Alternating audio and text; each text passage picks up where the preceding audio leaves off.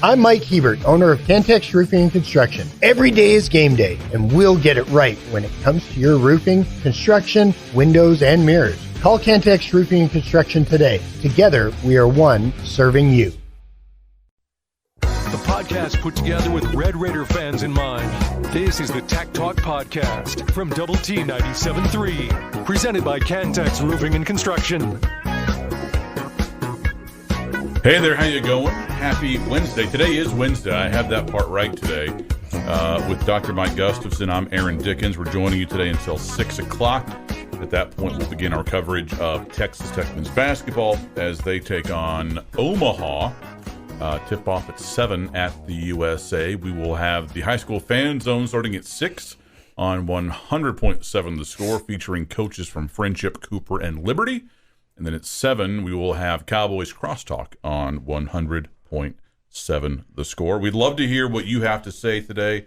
You can let us know on the Yates Flooring Center chat line at t973.com. Gus, how you going?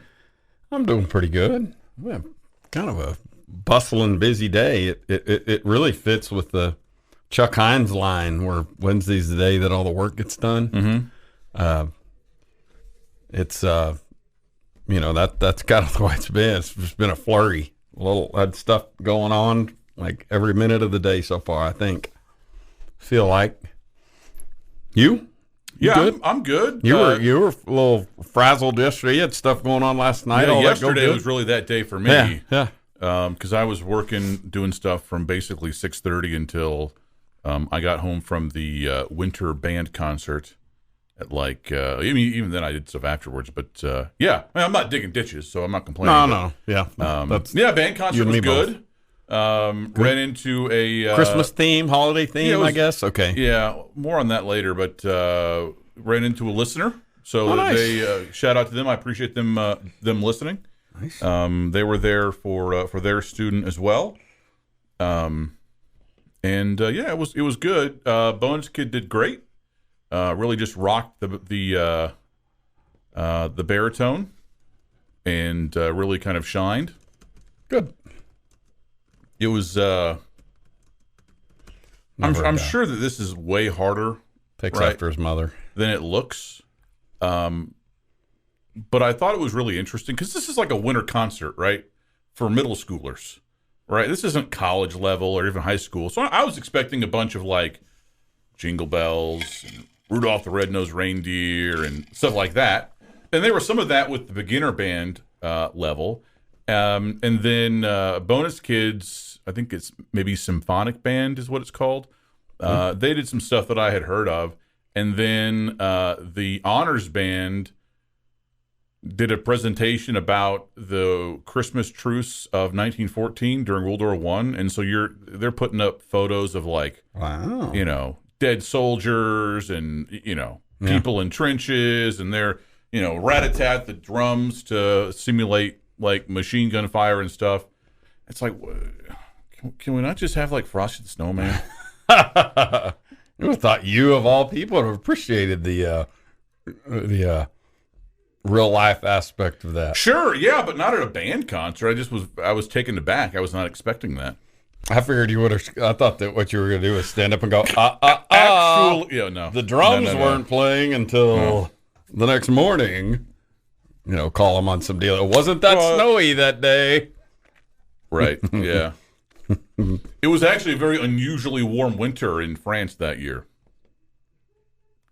Yeah, exactly. That's what I'm getting at. You'd be over there poo-pooing some little detail of it. I was probably most bummed that Bonus Kid is not in that band because I couldn't, pepper him with questions about what he knew about that truce afterward, right? Like, so how much history did you get taught there, or was it just here's how you play Silent Night? Anyways, he would have been going, hey, leave me alone, man. Right? Yeah. I don't know. We do have some news today. Mom, make him stop. Yeah, we do. In the last couple hours. Yeah. This, I guess, isn't like official, as in contract signed and all that stuff. But it was. This was first reported by John Canzano Both the initial reporting of this being a possibility came from John Canzano, who covers, a lot of things in the state of Oregon. And then the confirmation today, or the advancing of the story today, Canzano saying, hey, this is also happening. But Don Williams has also been on top of it and really worked the Texas Tech angle, including an article today following this news. But the Oregon swap is happening that we talked about a couple of weeks ago in order to facilitate Oregon and Oregon State playing their Civil War rivalry, continuing that after Oregon leaves for the Big Ten. Texas Tech will now no longer play at Oregon next year in 2024. Tech will play instead at Washington State. So you are still going to the Pacific Northwest, but you're not playing Oregon. You're playing at Wazoo, the Garrett Luft Invitational. And Tech will, according to a report from Don Williams, get a bit more money out of the deal. And you also have now a home game with Wazoo scheduled for, a decade from now. And then your game in Eugene is also about a decade from now pushed back. Yeah, like one of those 2033 things that you look at and go, golly, I hope I'm alive for that. Yeah. And I don't know. I would hope so. Yeah, I do too. But just it's way out there. Not for any football reasons. I just want to still be living in a decade. Yeah, exactly. I think about it like from Kirby's perspective, and Kirby's had a pretty long, lengthy run here. I'm sure in the list of Division I ADs, his tenure is not among the longest, but probably top third, I would think. And but I wonder what you think when you make these things on. I'm probably not going to be here in another 12 years when this game is played. Not that he won't be walking this earth, but just, that would mean that he's like in a 25-year tenure. Be great. But I just, the profile for football scheduling, and I say that specifically to football, soccer's not making games that far out. Baseball's usually 2 to 3 years out. Basketball's a couple years out. But speaking of basketball schedules, we got a little reporting there, and we also got a Big 12 coaching move, a notable coordinator leading the conference. So there's a couple. It was a little bit of a nugget-worthy day of newsworthy day. How's that? Some good nuggets. And all reports are that Chris needs knee surgery. Al, how's that? Oh, well, good. Yep. What's funny? It's I just realized this. Kirby Hocutt has been at Tech essentially for as long as Bonus Kid has been alive. Wow. He resigned at Miami, I think, He resigned at Miami 2 days before Bonus Kid was born. Wow. I'll be darned. More Tech Talk next.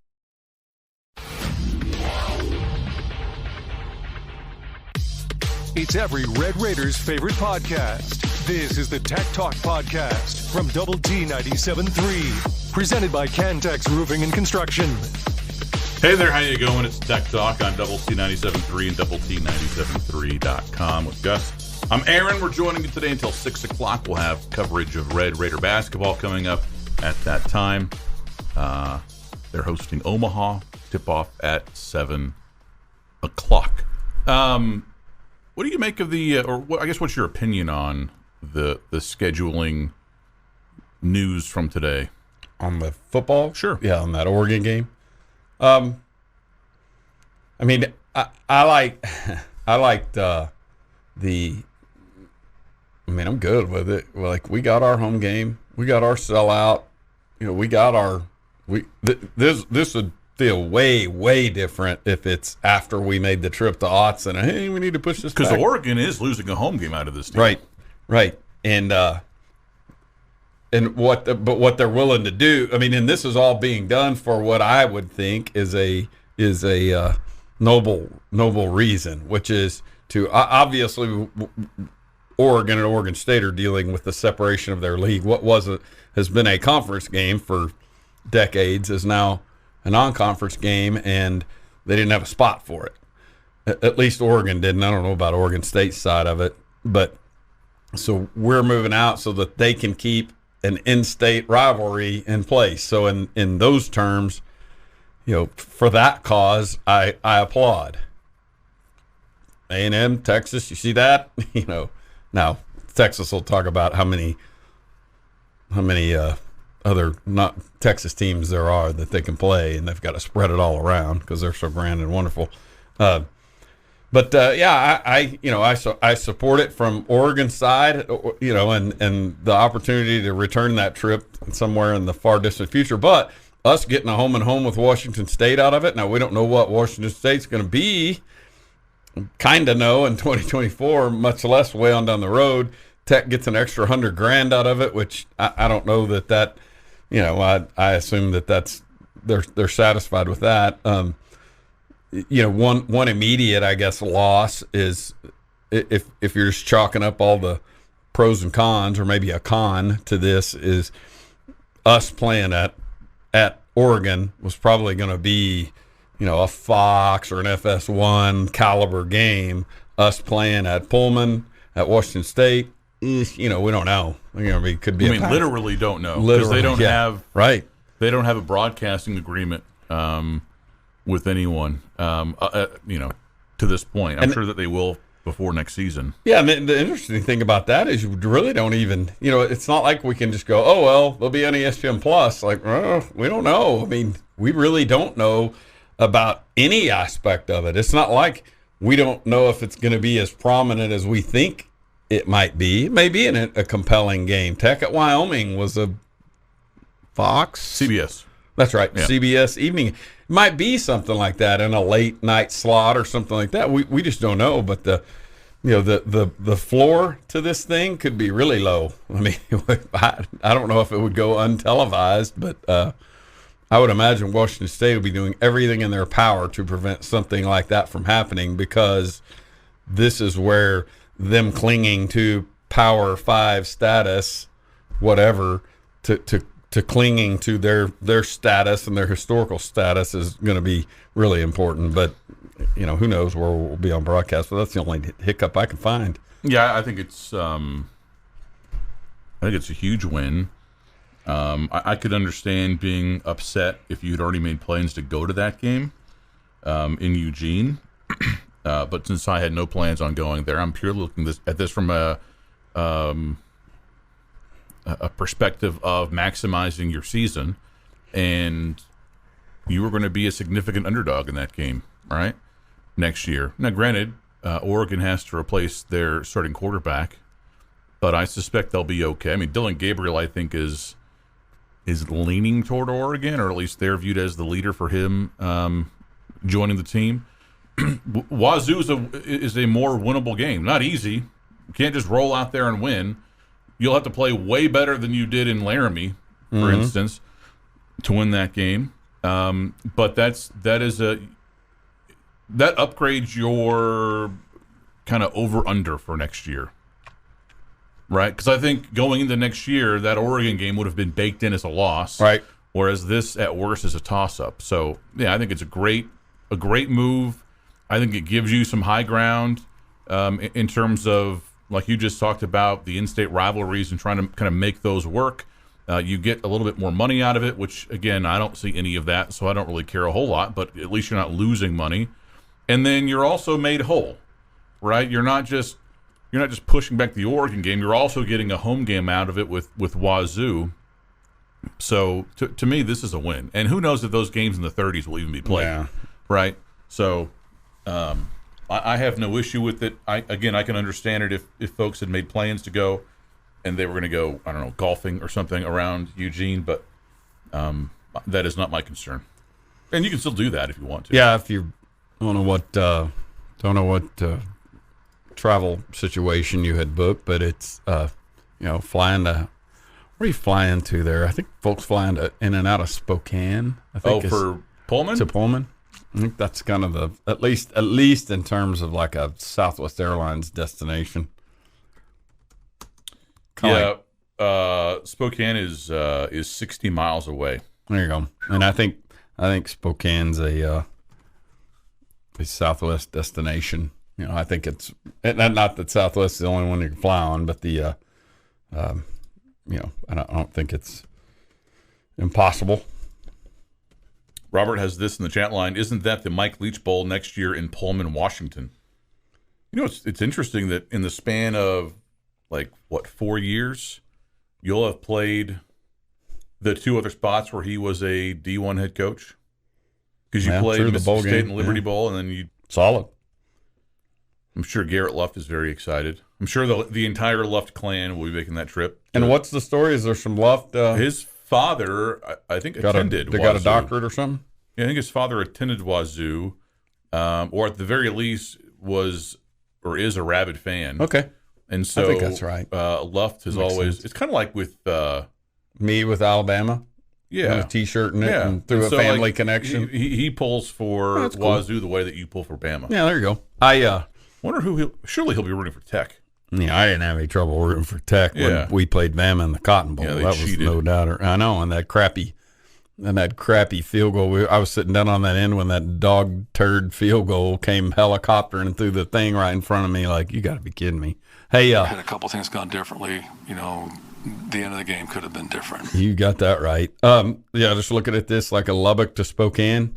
There's a layover. There's one flight that has a layover in Vegas, one flight that has a layover in Denver. So, just in terms of Southwest, not very difficult. Now, you will be renting a car and driving an hour, but a lot of folks did that with Laramie, flew to Denver and rented a car. So, we're not going to be talking about that on a Labor Day weekend, though. I think this has a scheduled date, doesn't it, AD?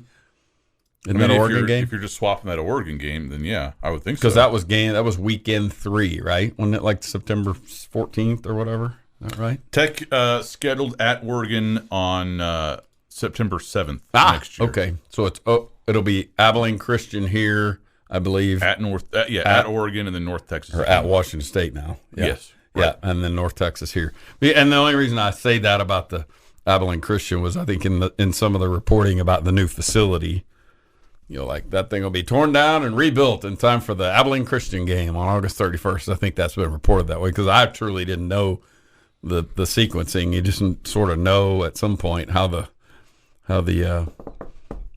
the 3 non-conference are, but I kind of like that they're split up like that.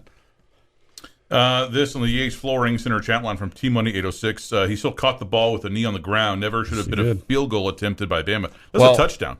And that was a touchdown. That was in the first half or third quarter. The field goal, that was a different deal. Those were two different drives, but they both had to do with their scores. More Tech Talk next.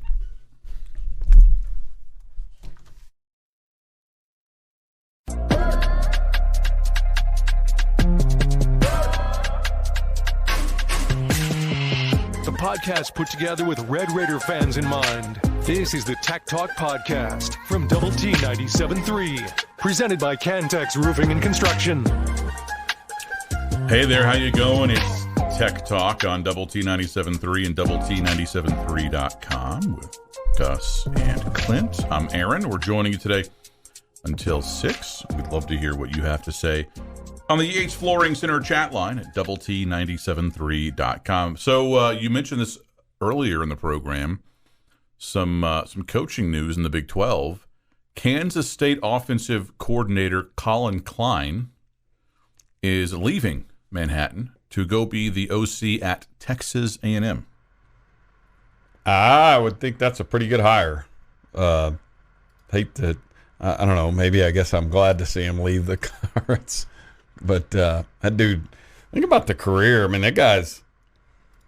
I think I read today that this is the birthday of Johnny Manziel, Johnny Football. I think he's 31. And Klein is not much different in age than him, maybe by a couple years. Maybe think about Collin Klein competed against what? Tuberville era Texas Tech teams? Sure, I think he competed against Seth Dagey. I think they were 2012. I think was his senior year. Okay, yeah, and so you think about that and how quickly this dude has ascended. It's impressive. And they were second best offense in the Big 12 maybe this year, and QB run has always been part of his game.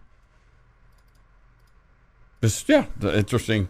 I mean, like I said, in a sense, I hate to see it for our conference, but. Be hard to root for him now. Yeah, they were second in the Big 12 in scoring offense. And even when you just look at conference games, they were second. In fact, they weren't that far behind Oklahoma, 39 points per game compared to 37.8 points per game. I think it's a great hire for Mike Elko.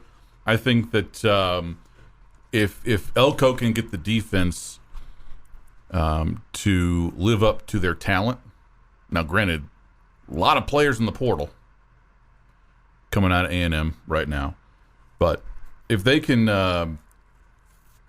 play that level of defense and pair that with what we expect the Collin Klein offense to look like at A&M, yeah, that'll work. Yep, that'll work. I think this is a bigger blow than you might think to Kansas State. I think that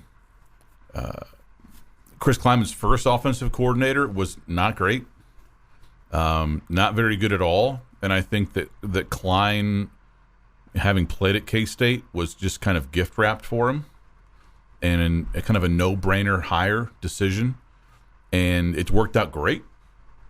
It'll be really interesting to see where he goes to fill that spot, because it's not like they just have buku talent on paper. Now, they traditionally over the last 25 years, especially under Bill Snyder, but even with Collin Klein calling the offense, they've done way more with less, and they've got good players. I'm just saying that you're not going to have a bunch of Xavier Worthies and Jonathan Brooks on your team to kind of bail you out. Right? Here, take this little flare pass and take it 80 yards. Yeah, I agree. And you would think that they would stay within that system of QB run, because what they've got in Avery Johnson seems to be right up their alley, like it was recruited for Collin Klein.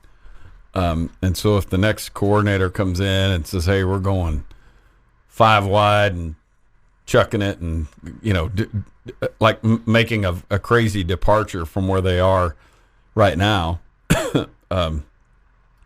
it may be a backward step. And I say that just in terms of the system that's in place, the personnel that was brought in. Because Johnson feels like he's really good at the QB run game. But yeah, that's and he's obviously talented and very young. I was a huge fan of the hire. Really, really smart. No, I good get job. it. I get it. Good call. There's a part of me that's delighted to see him go, but yeah, it's easy to sit here on December 6th knowing we're not playing him for, I don't know, a couple of years, right? That's right. Yeah. And it's easy for me to go, oh darn, hate to see him leave the league, but if I knew we were playing him up in Manhattan next year, I might be going, great, get going. This in the Ace Flooring Center chat line, Optimus Klein will need a quarterback. Someone predicts Holgerson to Kansas State. That would be such a contrast in styles, both just schematically, and then also just like personality-wise. Kleiman seems as buttoned up as you can be. Not in like a uptight, weird way, but just when I think of he's a cardboard cutout. Yeah, when I think of a Kansas State guy, he is the perfect example. Yeah. He is a Snyder guy through and through. Whereas Dana is just he's definitely not that. I think everyone's clamoring for Dana's next job, and I get it, because we're familiar with him around here, and we associate him with offense. But I don't know. And again, even if there's some offset language, I don't know about that. I don't know that head coaches. Wouldn't you really have to trust a guy and know a guy well to go, I know you were just fired yesterday, but I want to hire as a head coach, and someone they might have played against, I'm not sure. I want you to come here and run my offense. Like, if you're not certain you're getting every ounce of his passion and desire to be at a place, do you want that guy? Wouldn't you rather err to the side of some someone who's viewing this as a lifetime opportunity. I mean, a lifetime opportunity, but a next step in progress rather than, a guy that you're going, man, this guy, what if Dana's not, what do you say, pissed off for greatness? Yeah. Is he that? Is he just so this football and offense that he's the guy you'd want? But I just don't know that he's that at this point in his life. I think that Dana Holgorsen is a very good offensive mind still. I think he's a below average head coach, and I think that he is a below average recruiter and probably a below average developer, because when did he have most of his success at West Virginia? When he first got there, right? Because he didn't recruit Geno Smith. He was running on the roster, right? When they smoked Clemson. Right. Think about that. And we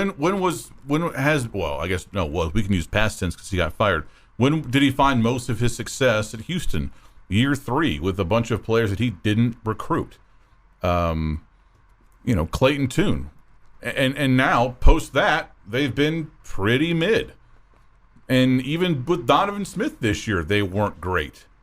So I think that if you're bringing him in as an analyst type, as another kind of set of eyes to look at your offense and bounce ideas off of and come up with things in the lab, so to speak, I think he's perfect for that.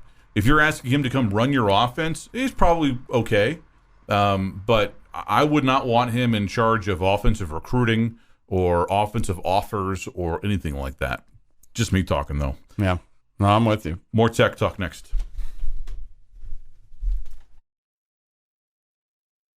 The podcast that finishes your workday in a very Red Raider way. This is the Tech Talk Podcast from Double T 97.3, presented by Cantex Roofing and Construction. Hi, how are you? Good afternoon. It's Tech Talk on Double T 97.3 and Double T 97.3.com with Gus and Clint. I'm Aaron, joining you until 6 o'clock. We'd love to hear your thoughts and comments in the Yates Flooring Center chat line at Double T 97.3.com. Clint, you had some news that you found on Twitter just a second ago? I'm double checking, but I saw Avery Johnson was planning to enter his name into the transfer portal. Wow, the Kansas State quarterback. Where'd you see that? Well, I haven't confirmed it. Well, no, but like what outlet reported that? I just saw it on Twitter. I didn't look. I don't. Is it fake? I hope it's fake. It was fake. Yeah, it's totally fake. You got. Man. Yeah, you got got by on 3 Sports Hawks by 5-0. Yeah, exactly. It was friendly fire. It was friendly fire from a fellow Kansas fan. I was going to say that had Kansas fan written all over it. There has been some reporting in the last hour or so about where K-State may turn to replace Collin Klein.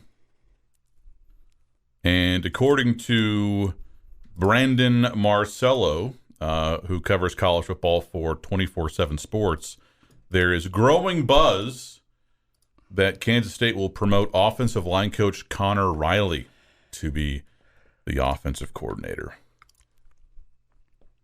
Yeah, I would think an O-line coach. I mean, if you're trying to keep your identity as a QB run sort of that offense by staying in house and staying with the O-line coach, I would imagine that there will be very little. I'm not saying he's not capable of it. Don't know. Not super concerned about it, but I would think it's this represents them staying close to their identity. Hey, we had. Go ahead. I might end up emailing myself something on this, but I think that's a terrible hire if they do that. What would your time frame be? A year from now? Yeah, that sounds was about Joe right. Blow Sure. a good hire?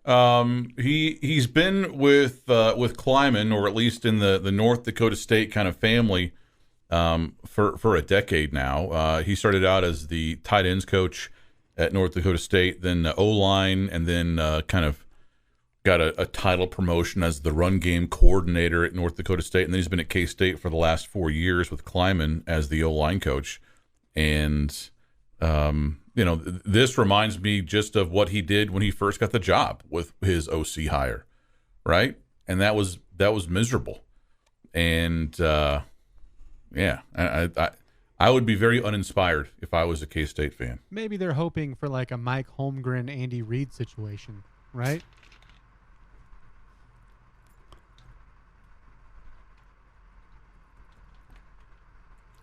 Maybe. Although I'm with you on the email, I don't think it's a good hire. Yeah, that's which is too bad. I don't think that you're really that sad about it. You might be correct. Yeah, I might be correct. This on the Yates Flooring Center chat line. It's X, not Twitter. I'm going to call it Twitter. Yeah. Thanks. Don't care. Twitter. I would feel like a moron just saying X all the time. Yeah, and I wouldn't know if you're talking about the rocket ships or the social media. This on the chat line.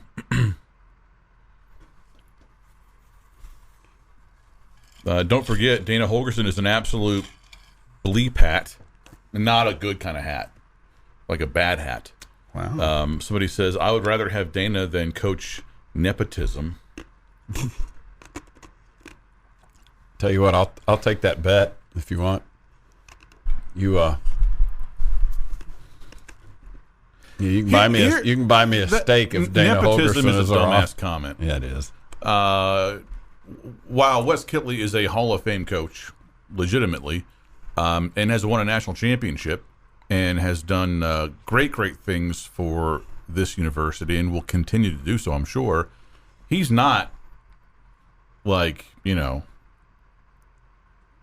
some kind of puppet master in the athletic department, right? He's not pulling all kinds of strings and forcing the most important program on campus. Hey, you guys better hire my son or else. Like that's asinine. Yeah, it is. If it was nepotism, he'd be coaching hurdles. This isn't Brian Ferentz. No. Okay, give me a break. Number two, if you're just salty that he got his start because his father, had access to the football program, right, in Cliff Kingsbury, sorry, that's how the world works, right? But we can talk about how in an ideal world, X, Y, and Z. But you know how I got this job? Because I knew and worked with Chris Level, right? I know there wasn't some nationwide search, for the station for a morning show host in 2012. No, I hung around Level a lot. I did some fill-in work, and then that started. You know how I got my other job? Right? Because I knew people. You know how I got my first internship and then subsequently my first full-time job? Because my father Andrews Kurth was a client of my father's. There you go. Right? And so he was talking with a CIO. They were looking for some interns. Bing, bang, boom. And I sat in a cubicle for a summer and did jack and squat. What a So I'm sorry. I'm sorry that knowing people is a benefit in the real world, but it is. And imagine that. Imagine me benefiting from knowing people. Like that's the biggest surprise you of of this all whole deal. people. Yeah. Bonus kid's got no shot. Like if there's no doubt. Hey, do you know anybody that? No, are you kidding me? Yeah. Good luck. At 2:57, I ran into a guy. Indeed.com, bro.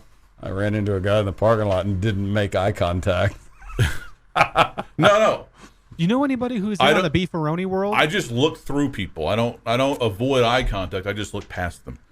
Gotta go. Always in a hurry. So listen, you don't have to like Zach Kitley. If you think the offense sucks, fine. It kind of did this year. I'm not arguing that. But to make captain nepotism jokes or whatever is really dumb. Yeah, he would be coaching the high jumps or the long distance runners or something if it was nepotism. Not nepotism, not even close. This is the Yates Flooring Center chat line. Have you all seen the NCAA President's Reform article? Mm-hmm. What do you make of it? I understand it's the new norm, but I'm not seeing the benefit unless I'm not understanding it correctly. That is from our friend Cactus G, who, if we were doing power rankings for best text or nicknames, Cactus G would be up there. We will chat about your question, Mr. G, next on Double T 97.3. It's every Red Raiders' favorite podcast. This is the Tech Talk Podcast from Double T 97.3, presented by Cantex Roofing and Construction.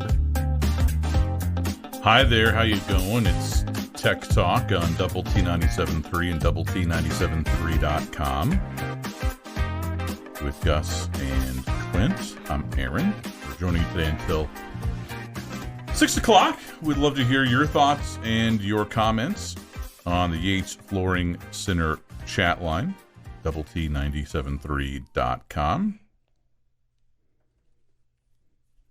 We'll have coverage of Tech basketball coming up at 6 o'clock on Double T 97.3. I'll make this quick. Oh, I mean, heck, dive in. Hour and 45 minutes. I know, but the floor is yours. You and I were talking off air. It looks like the Juan Soto trade from the Padres to the Yankees has happened. Baseball. And talking the sports. I mean, that guy's not even 25 years old. Anyway, and this is being reported by a reporter from a reporter from the New York Post. So, and are these real reports or Hawks Fan 50? Avery Johnson is in the portal. That was the Clint got duped off the air. I was trying to confirm it back. It's all right. I was all right. excited. My instant excitement and hate of Kansas State blinded me. You came running in here. I know, that's what I'm saying. Yeah, okay. And it was like, I'm still checking this. It was, hey, Avery Johnson's in the portal, guys. Can you believe that? Oh, yeah. It's my favorite new soundbite. Yeah. Soto and Trent Grisham, a Texas Tech signee, by the way. Trent Grisham, 8 years ago. 8 years ago. Two outfielders to the Yankees for Michael King, Drew Thorpe, Johnny Brito, Randy Vasquez, Kyle Higashioka. It's 4 pitchers and a catcher, 4 young, talented arms. The interesting thing about this, the thing that I was curious about was Chase Hampton, Texas Tech pitcher that was here for a couple years. Mm-hmm. When the collective bargaining thing switched, they moved the date for the draft up a little bit. He went from a guy who was going to be here for 3 years to a draft eligible sophomore. Was taken in the 5th, 6th round or whatever, and has jumped up the Yankees prospect lists. I hold in my hand the Baseball America Yankees top 10 prospects. Chase Hampton, number 4. It looks like a phone.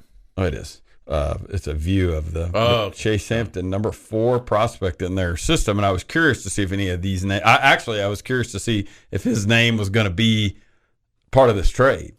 It's not.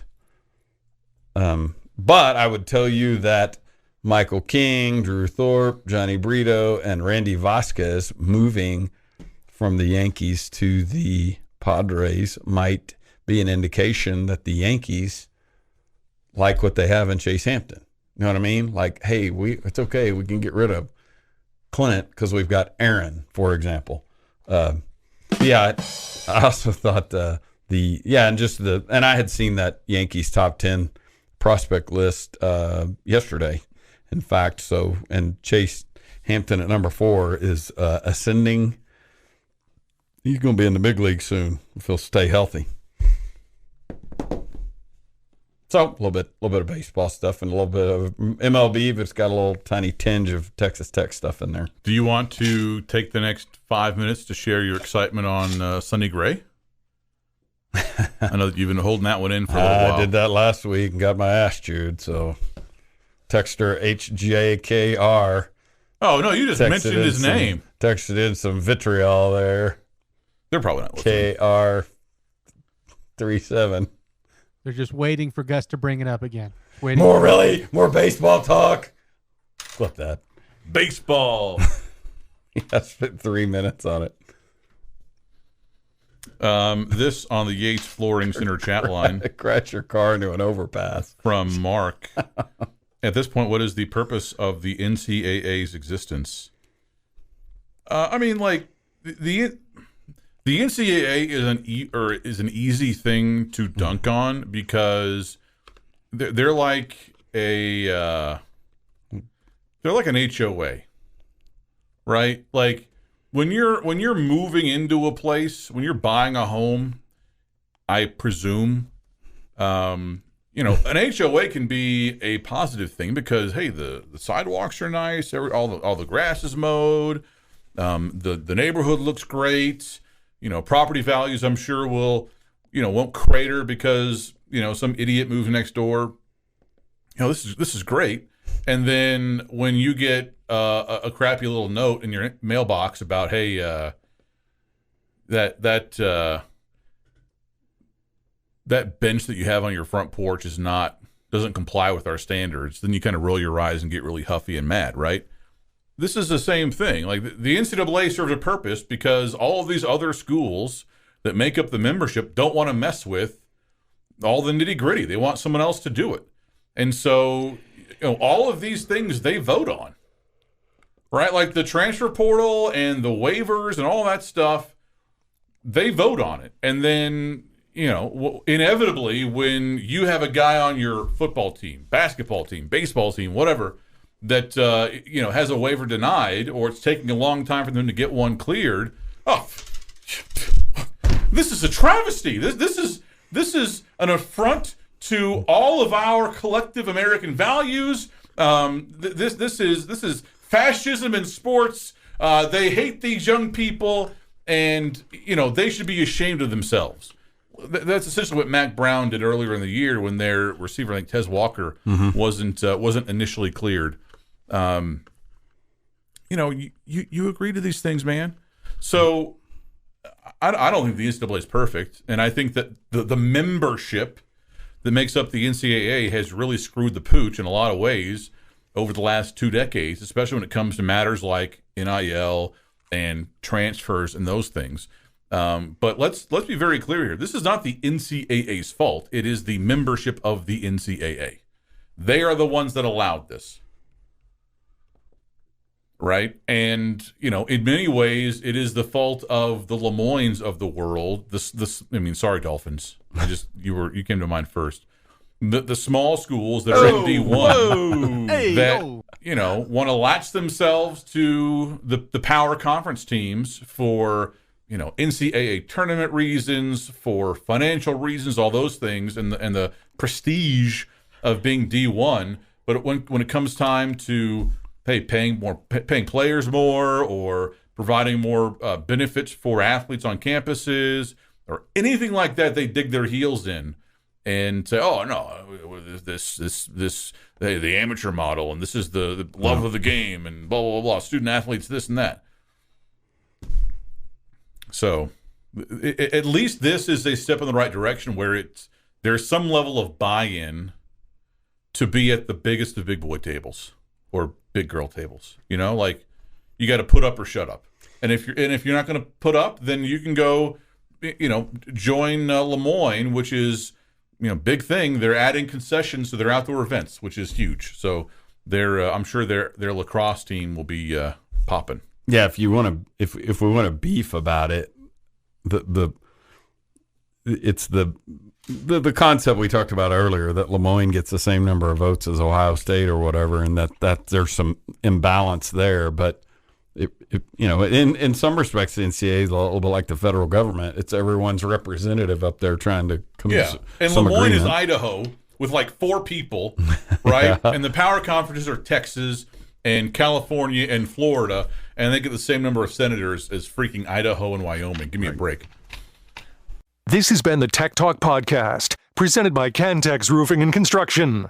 Check out our library of Double T 97.3 podcasts at doublet97.3.com.